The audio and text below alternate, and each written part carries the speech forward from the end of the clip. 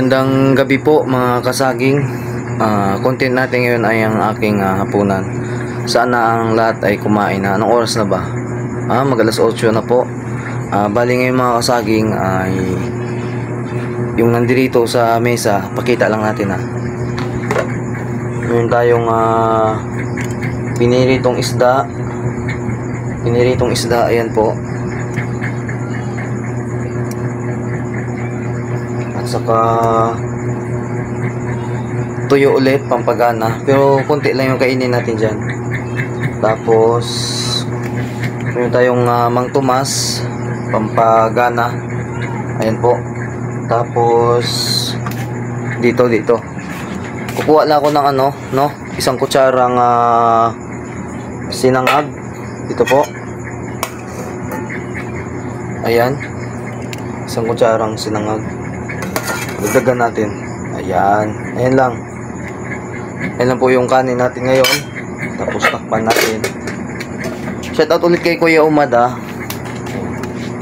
Tapos meron tayong gulay dito na ginataang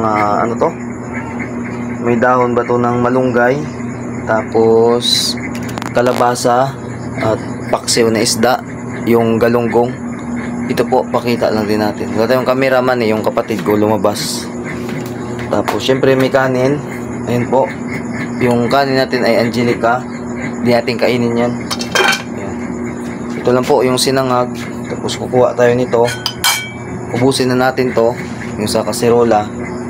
Tapos saan yung ko dito? Ito po, isa sa nagbibigay ng ng potassium sa atin. Tapos antioxidant. Tapos ang pangalan nito, maganda din daw ito sa tamang pagdaloy ng dugo sa ating katawan. Yung paminta po,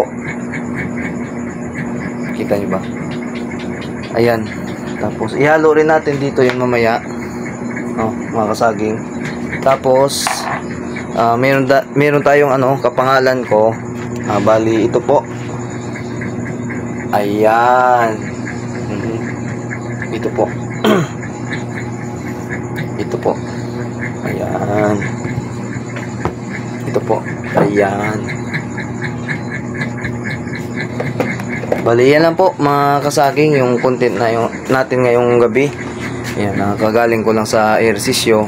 Shout out sa lahat, magandang gabi sa mga nagsusuporta dyan at sa mga walang sawang nanood sa mga video ko.